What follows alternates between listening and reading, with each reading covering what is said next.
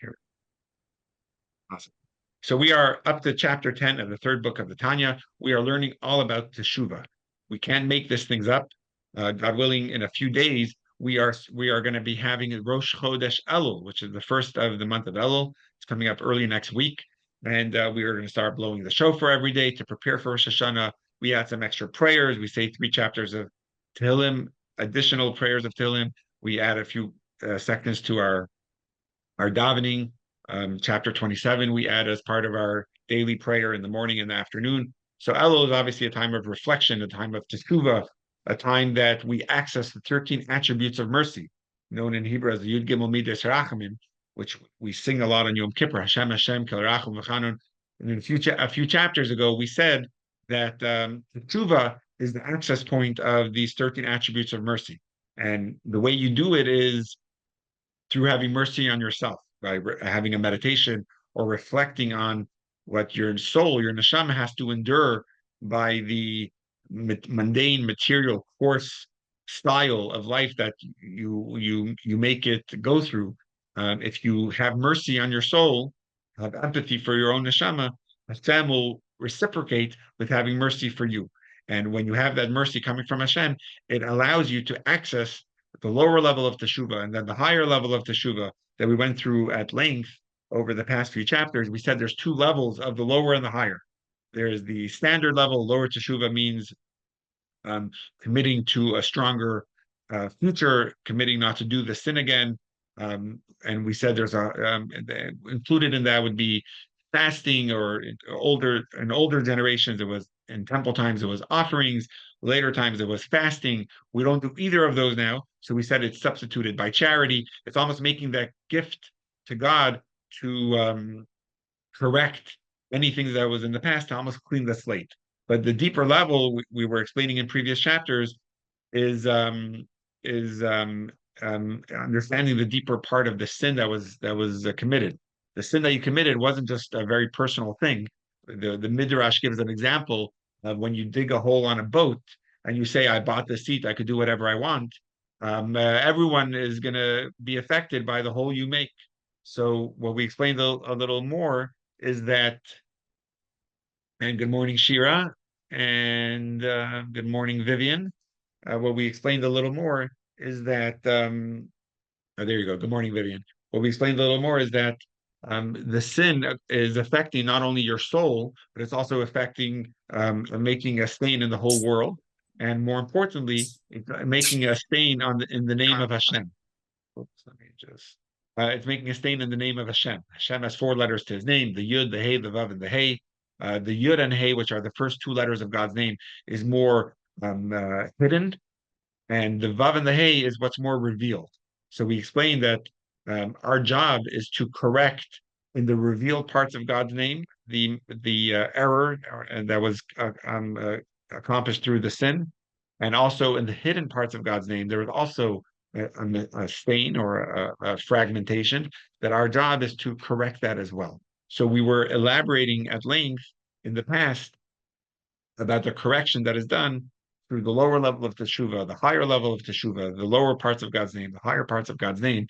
But today's chapter, which we're going to be focusing on, is going to be chapter 10 of the book of Teshuva of Tanya.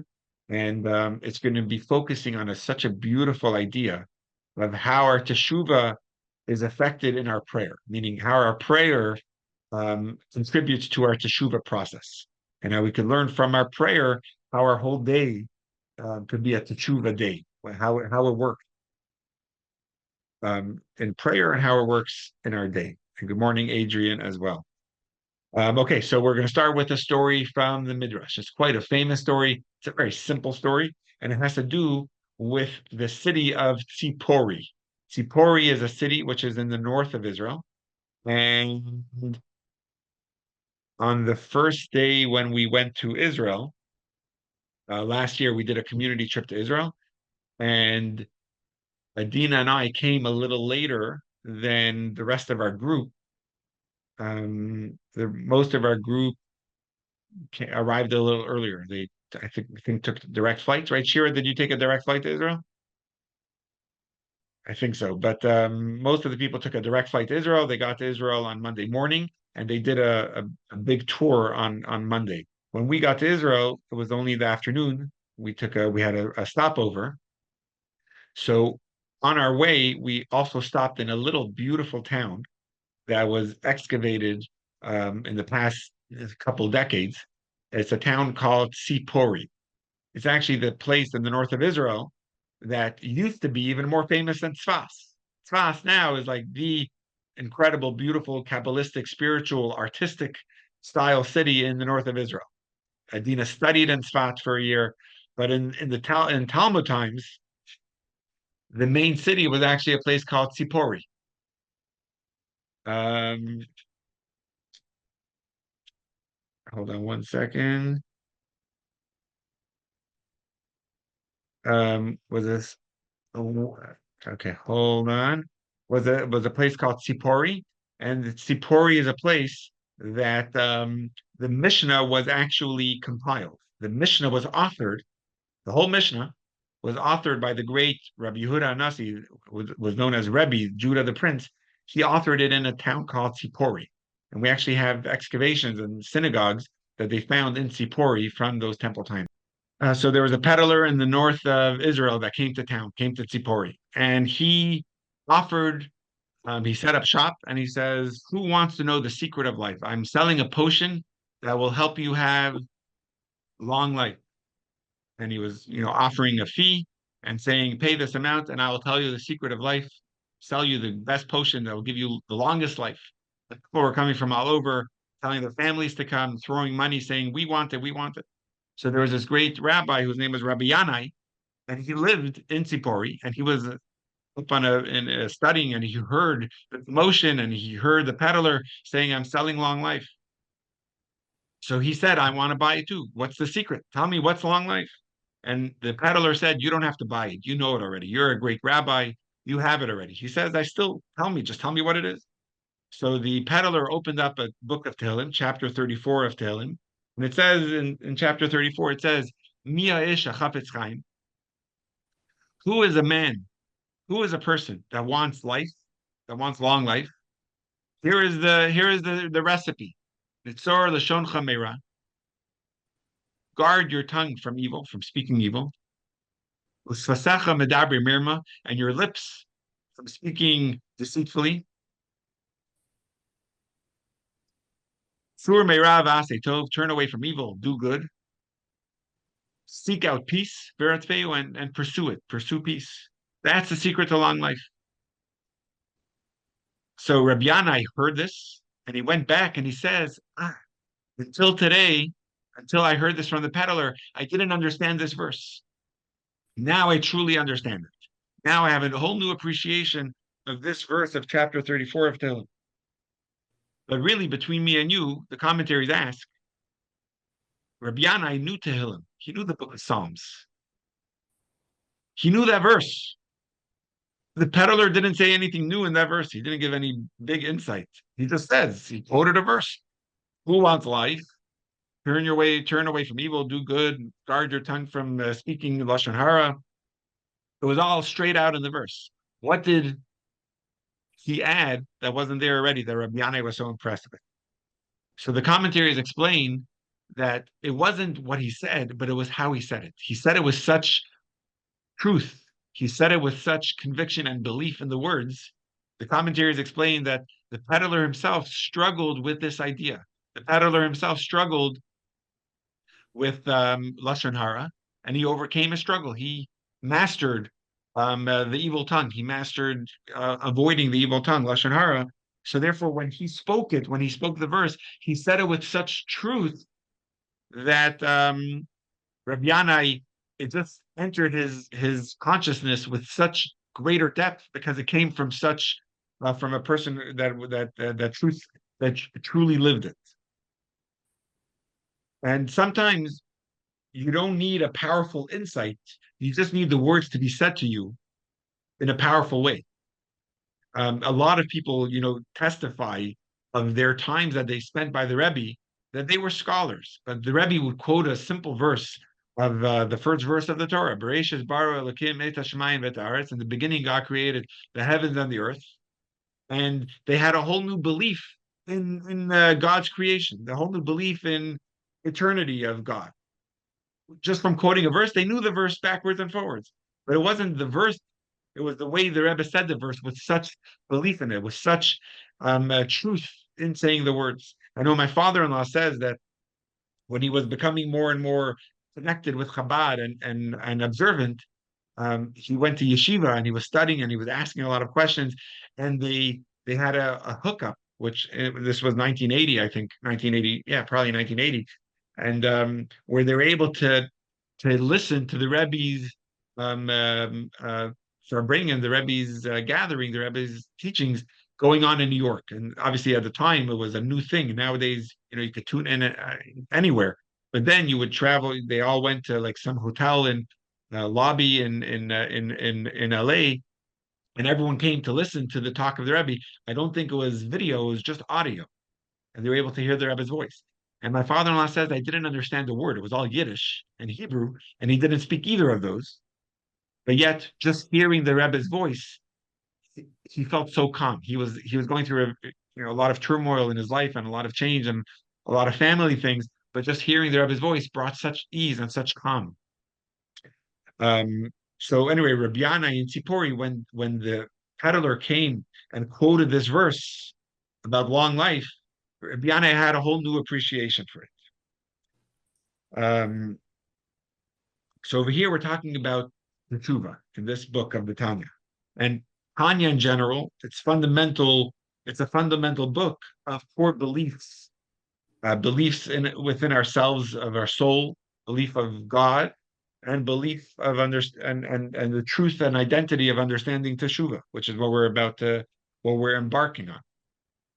Now, at times, Teshuva may seem like a radical shift. It may seem, and it is, it's life changing. It's accurate. Teshuva could change everything for you. But at the same time, it's also, Teshuva means return, which means it's returning to your true self. It's revisiting your truth. Um, it's reminding yourself that you have the truth already. You just have to turn it on. You just have to switch it back on. At times it can be dormant, and Teshuva from this book is just to show you where the switch is to turn it back on. Especially with Elul coming and Rosh Hashanah just around a little more than a month away, it's definitely the time to be discussing this, and we're God willing going to be finishing this book in the next few weeks, which is such a beautiful time to do. Um, what we're trying to do with the Teshuva is to tap into our neshama, our soul that we already possess, and come back to our true selves, not find something else, but find ourselves. And there's two elements in this return, in this identity um, finding. There's a lower level and a higher level, or we're going to be also describing it as a beginner level and a more advanced level. The thrust of these chapters that we've been discussing in the past few weeks, from chapter 7 till tonight, and culminating and culminating today with our chapter, is that there's a step ladder. You can't get on the higher step of teshuva. You can't go through the more advanced level of teshuva without the basic level first, without the beginner level first. You can't go advanced without beginners. You first have to do the housekeeping in order, if in your relationship with God, if you want to reach a level of ecstasy and closeness that's beyond anything else in your relationship with God.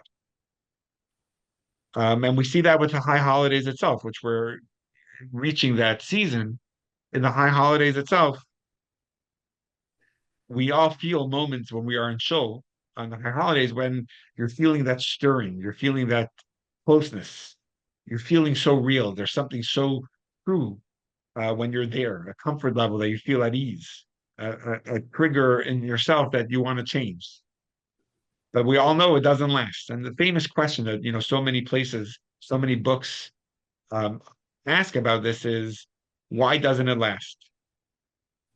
And simply, not getting too Kabbalistic here, but spirituality it demands a lifestyle of the spirit. That's what spirituality is about. So when you're in Shul and you're feeling that Yom Kippur moment, you're feeling that spirituality. It's the tug of the soul, feeling that vitamin, that nurtured boost that it was lacking for so long, and now it's feeling comfortable with it. But when we go back to our material life, there's that duality of my mundane, my material, and my spiritual that's pulling at each other. And a lot of times it just doesn't last because you get moments of it, you get the shower of it, but drops of it, but you don't get it's fleeting. It doesn't last. And the answer is because to hold on to it, it requires work. It requires a change of lifestyle to live more in line with that spiritual feeling that you had.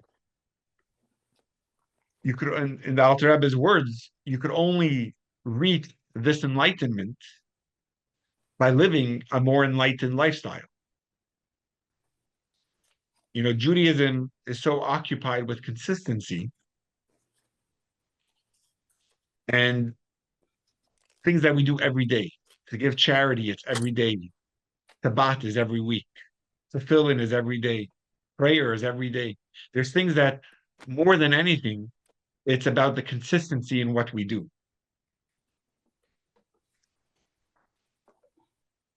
And there's a reason for it because it's putting in your daily routine that spiritual lifestyle to be able to maintain that spiritual feeling.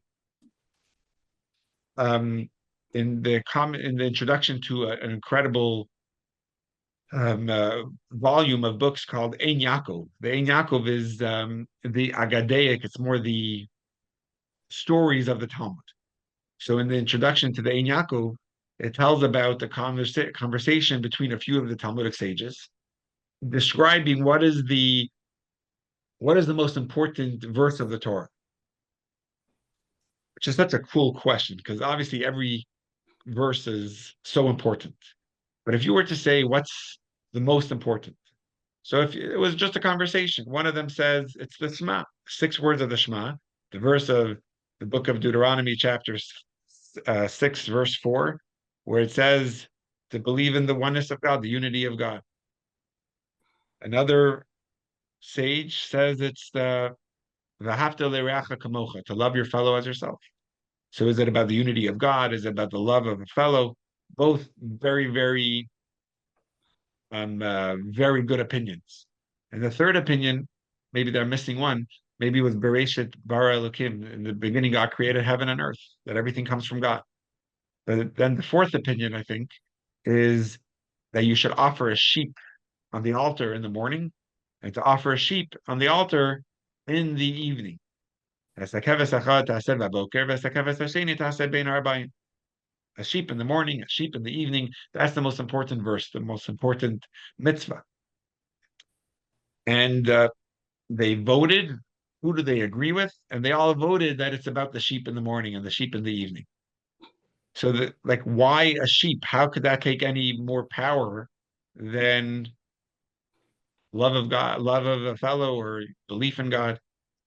So the commentaries explain because in that verse about to offer a sheep in the morning and a sheep in the evening, it's a verse that's all about consistency, about doing things daily and not letting go of it. And so in Judaism and the Tanya in this chapter, you know, expresses it more. It's about the consistency in what we do. Um, so in order to feel that more spiritual lifestyle that we want to live, and when Kippur comes and Rosh Hashanah comes and we feel it a little bit, it's about consistently working on our spiritual lifestyle to live a little more in that direction. Um, so in the tractate Brachot, the Tanya over here quotes a question from the tractate Brachot. The tractate Brachot, it brings in a beautiful teaching, and then it brings right away another teaching. It's like the next line in the tractate. And it almost seems like these two teachings about how a Jew should pray seem to contradict each other. So the Alter Rebbe over here in this chapter, chapter 10, will ask a question on it. But the point of the question is not to be with a question.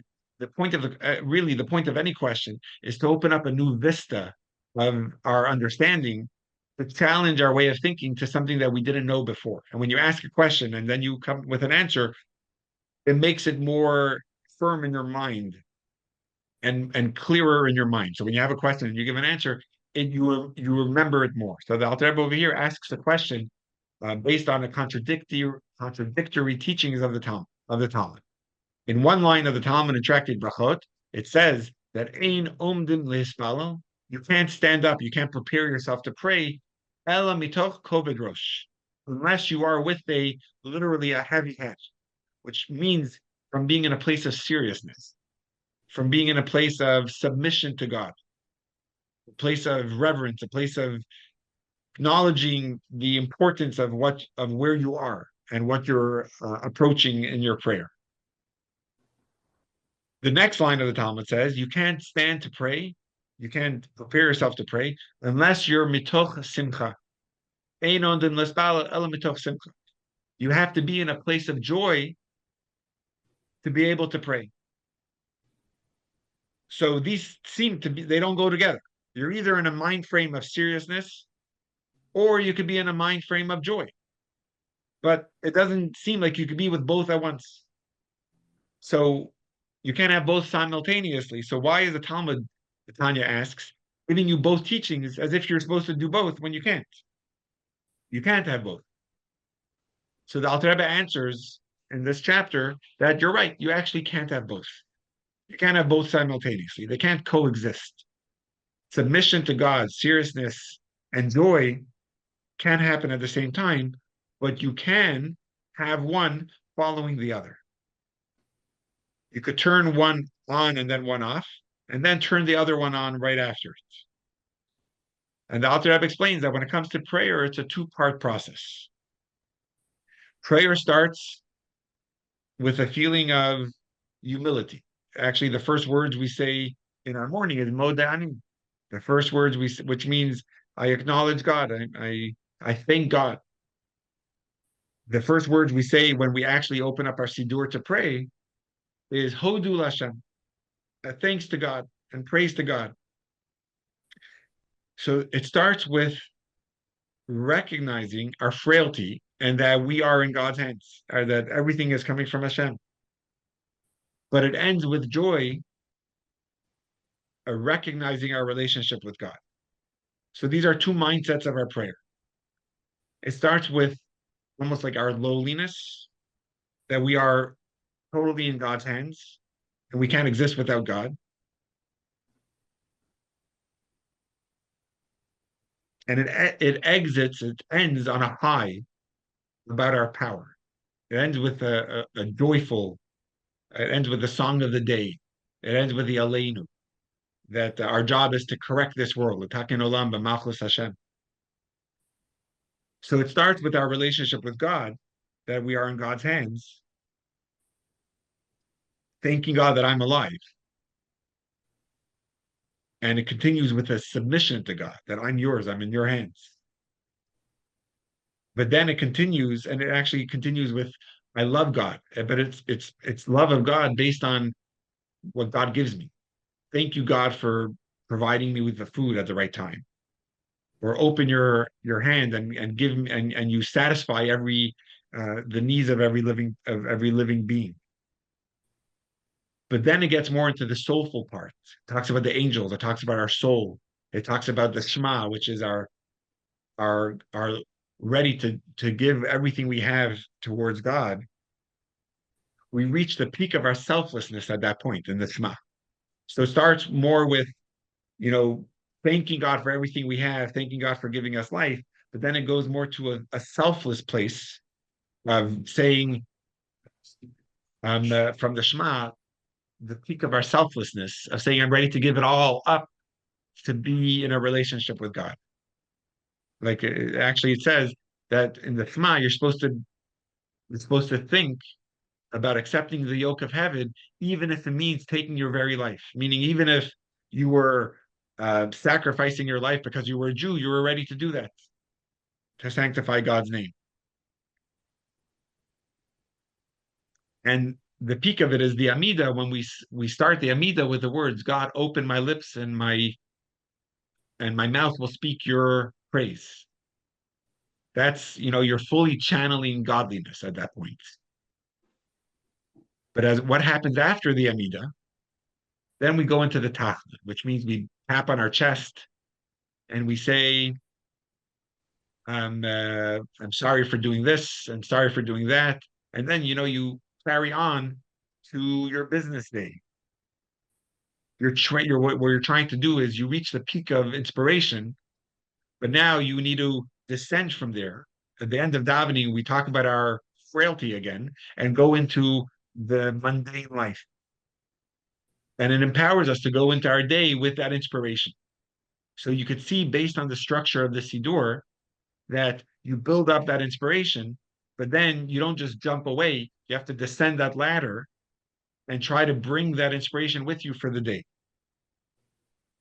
And that could be applied for our day, for the way we live, the same as in a relationship, that you acknowledge each other, you thank each other, but then you don't just end it there. You try to translate it into action. You try to descend from that inspiration into acts of love for each other and acts of in that relationship. And the Alter Rebbe says over here, the same is also with Teshuva.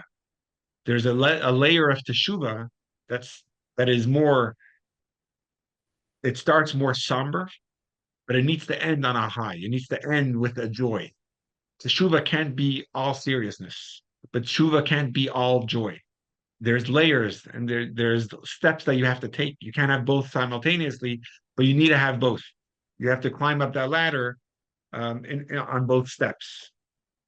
A few weeks ago we had the very somber and sad day of Tisha B'av, and it says that amongst Hasidic circles in the earlier generations, Tisha B'av had also a light side to it.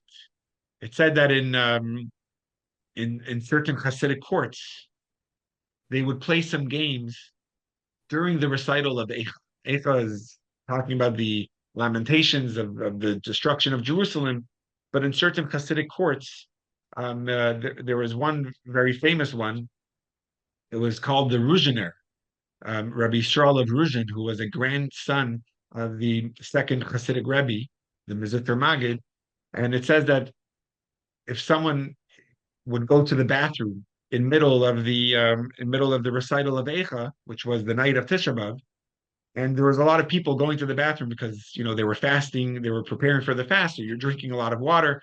So whenever someone would go, there was a skylight in this synagogue, and as a matter of joking, I guess, I wasn't there, so I can't explain why they did it, but they would, when the person would come back in after leaving the room to go to the bathroom, there was a few people on the roof, and they would throw a rope down the skylight.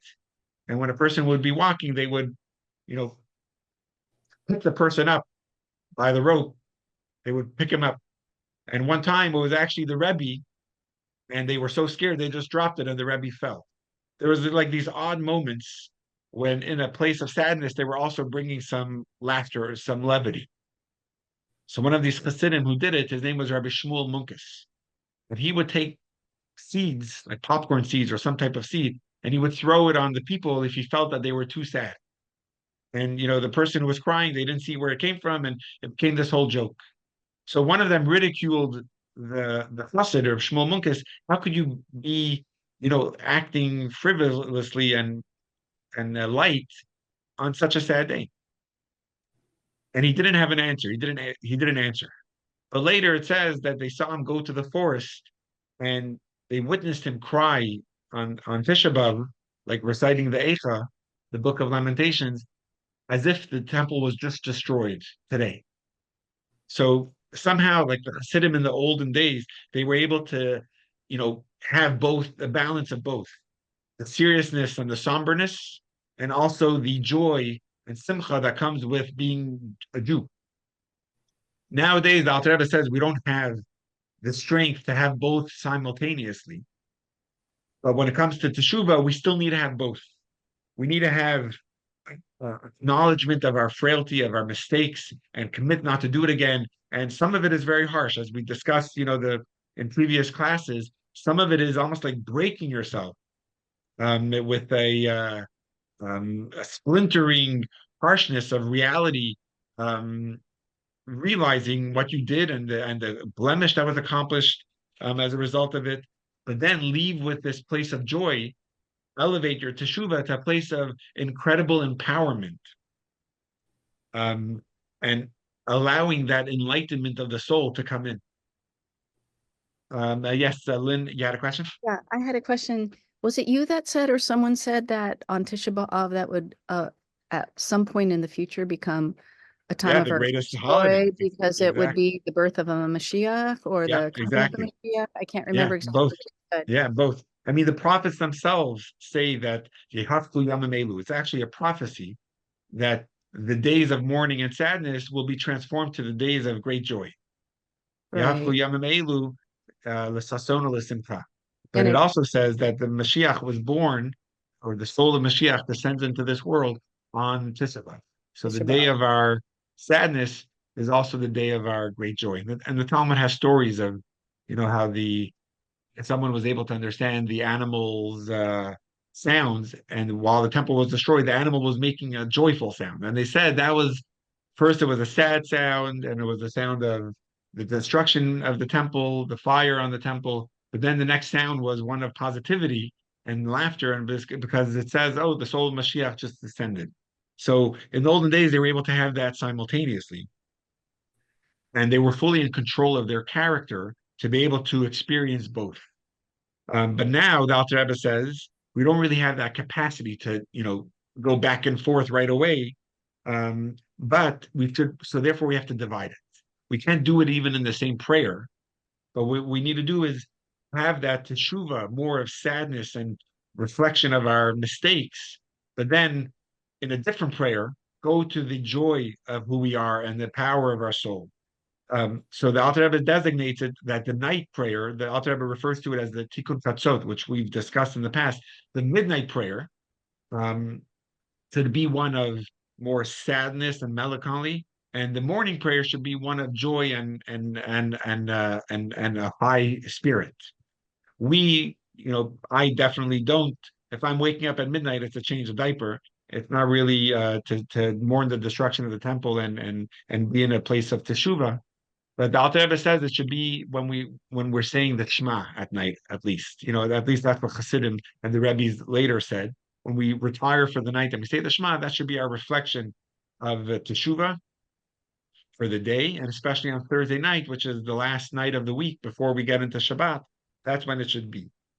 Um, but the idea is to get into a zone where we say, "Wow, I'm connected to God. I am a soul. I'm so honored to be in a relationship with God. I'm so honored to be a person of spirit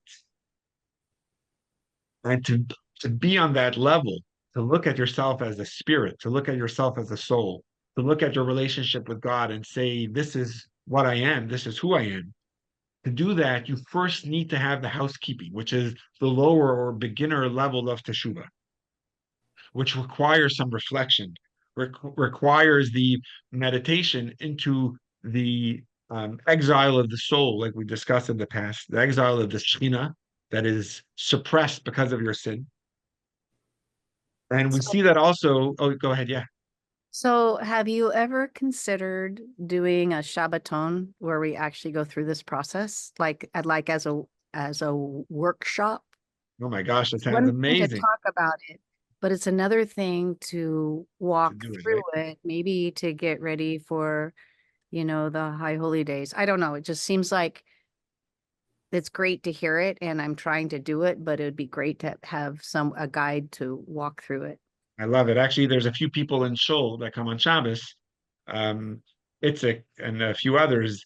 They're encouraging to do a Shabbat getaway to Crown Heights. They want it to be a men's trip. That we just go to the Rebbe's resting place and spend all night there and just like spend the night in full teshuva and prayer, and spend the morning in on a high going to 770. I know JL Island, they do an annual trip to New York.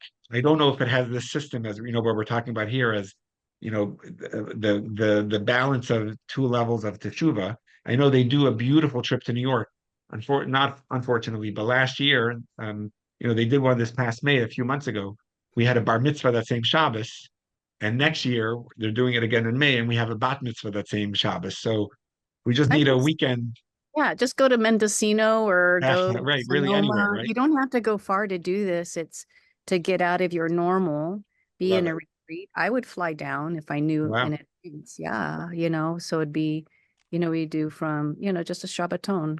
Yeah, you got a few hearts also from Sava. She sent you a heart as well. So I think a few people would be interested. Okay.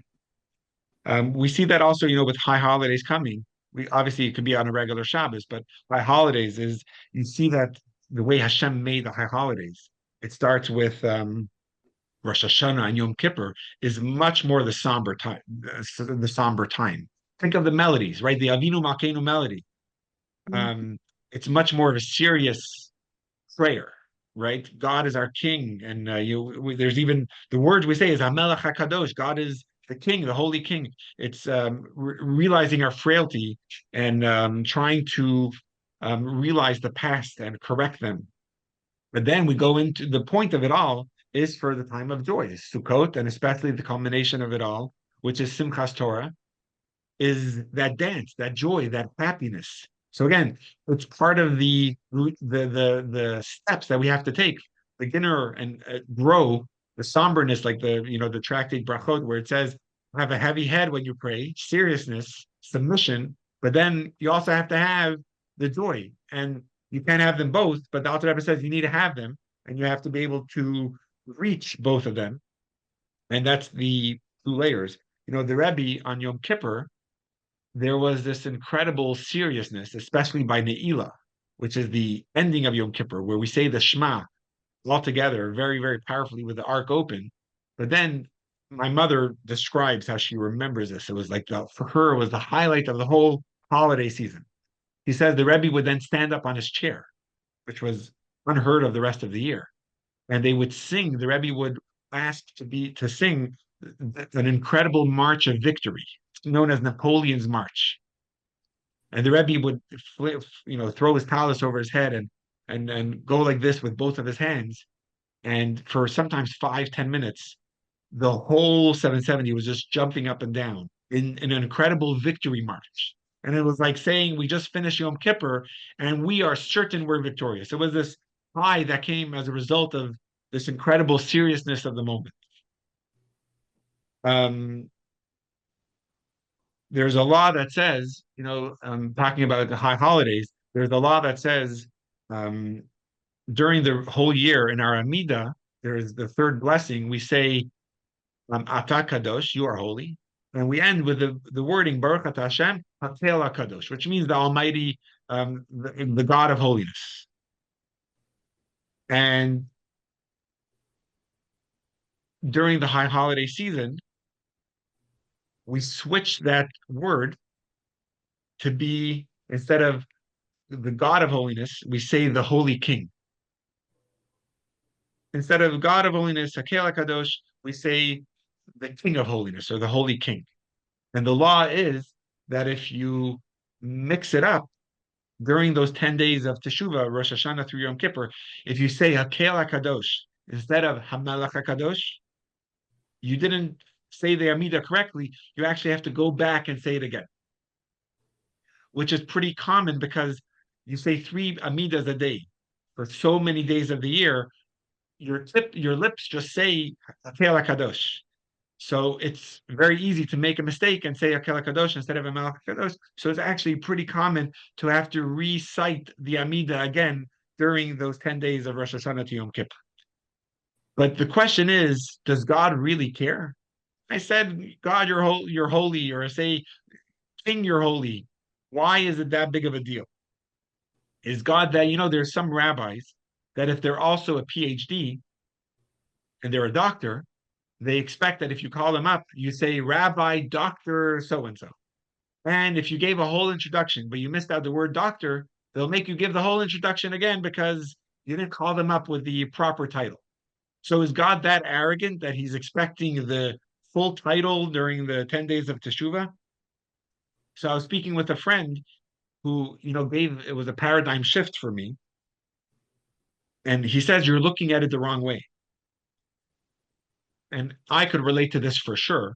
And I'm curious to know if anyone else can, where sometimes if you're in a speaking to an honorable person or speaking in front of an honorable person, so you're a little nervous. You prepared your words, you have your notes, but some of it didn't flow out correctly, or you missed some of your speech because you were nervous. You didn't share the story you wanted to share, or you didn't share an idea. You shared a lot of good things, but there was one point when, after everyone clapped and congratulated you, you're like, oh man, I forgot an important piece. You're not going to run back up to the podium and say it. It's too late. You already shared it, but there's a part that you wish you would have said correctly. So Hashem is saying, I know you meant to say it correctly. I'm giving you the chance to say it again. Say it the way you wanted to say it. It's not God doing it for his sake. God is like doing it for our sake. Or if you're, being interviewed for a very important position, and you have all the executives that were impressed and looked at your resume and they said, we want time to meet you and to hear you out. So you're nervous and you didn't make a good impression. You leave there feeling, I wasn't on my game. The executives don't have time to hear you out again. You made your impression and it wasn't a good one. God says, I'll hear you out again because I know you wanted to say it correctly. Um, with anyone else, it's too weird to go back. Um, Hashem doesn't judge you for that. You could go back and you could say it right. Say the way you really wanted to say it. So when you start your day with that feeling of saying it right, start your day with the feeling of, I'm in this relationship with God and I want it to work. I acknowledge that my existence comes from God and I acknowledge my frailties. When you come with that at the start of your day, your whole day flows differently because you then build up to a place of joy where God is not judging you. God allows your words to flow. God wants to hear it again if you didn't say it correctly. God cares for that personal touch that you put in it and for the way you put yourself in it. So this book of Teshuva, and especially this chapter, chapter 10, is telling you about how prayer reflects our whole Teshuva process. How in our prayer, you try to achieve both of these levels of Teshuva, the lower beginner level, the more advanced higher level, the somber part of the truth of who I am, the joyful parts of knowing being empowered with what I can accomplish. That's what Teshuva is about. It's not about being stuck on my mistakes. Teshuva is about feeling empowered and released from my past to be able to accomplish incredible things. Prayer is doing the same thing. So the Alter Rebbe in this chapter goes through a little bit of the prayer to give you that routine of going through those two steps. The beginner and the more advanced, the lower level of Teshuva, the higher level of Teshuva, where you see it in our prayer itself. Yes, Naomi. You're still muted, so just unmute yourself on the bottom left. There we go. Am I understanding this correctly, that if we forget to say Hamelech during the 10 days, Rosh Hashanah through Yom Kippur, we have to recite the entire Amida again? We can't just correct ourselves and say, insert Hamelech. So the law says that if you remember right away, it actually gives you even a timeline. If you remember within the words, the time it says to say the word Shalom Alecha Rebbe, if you remember within the 3 second span, then you could do it. You could Then you right don't away have just to say the it. whole one, you Then you just don't. insert Hamelech. Thank you. Yeah, but if you already It's started hard the next blessing, then you It's have to go. hard not to seem punitive to have to Right. recite the whole Amida again because Right. we have our time constraints. Right. So here, I think this was I should probably share this on Rosh Hashanah. I share some tidbits and nuggets of wisdom between parts of the prayer. So this is a nice one where when you feel punitive for having to go back, realize that it's almost God's way of giving you the chance of saying it right and not feeling, I lost my chance, the way you would at a business meeting. Okay, so that's just a general summary of chapter 10. I do have to run. My people outside are waiting for payment on our. I should do a special prayer that we could afford the payment for the parking lot that we're in the middle of redoing. So I'm just going to read just the practical lessons on the sections. If you look through chapter 10 and you have the chance to read it inside, you know, combining lower and upper teshuva. There's some beautiful lines. He says, nowadays in our spiritually orphaned generation, when not everyone can constantly switch their emotions from one extreme to the other, that's where he says you should do it in the middle of the night or you should do it on Thursday night. Talking about the prayer that we say and when to say it. I'm just going to read the practical lessons on the page and then end the class with this. The consciousness of higher teshuva is especially pronounced during moments of devotional prayer. So if you remember at the beginning of the class, I said, Rabbi Yanai from the Midrash, when the person recited the verse from Tehillim, he just felt it. He felt the truth in it. So there's parts of our prayer where you just feel that truth. That's the higher parts of our teshuva that we experience in our prayer that, sometimes on Yom Kippur we feel it, but we want to try to tap into that truth all the time. For that, the Alter Rebbe says it's climbing a ladder. It's a process that we have to follow. And the next practical lesson says, once you reach the consciousness of higher teshuva, your Torah study and mitzvah observance become experiences of attachment and merging with God. And the final lesson on the chapter is, even when you reach upper teshuva, you can still continue to do lower teshuva as well. You're not stuck in one. You go back up and down the ladder at all times. All right, with that, I'll end the class, and I'll next time you come visit, God willing, you'll see a beautiful new parking lot that we just restriped for safety. All right, everyone, enjoy your prayer. If you didn't yet pray today, try to tap into your higher teshuva, try to tap into your deeper level of soul. And God willing, we'll see you all next week. Thank you. Thank you. Thank you. You're welcome. Bye, Steve. Bye, Lynn. Bye, Freda. Bye, Naomi. Bye, Chava. Bye, Robin. Good to have you back. And bye, Adrian. Thank you all. Bye-bye. Bye, everyone.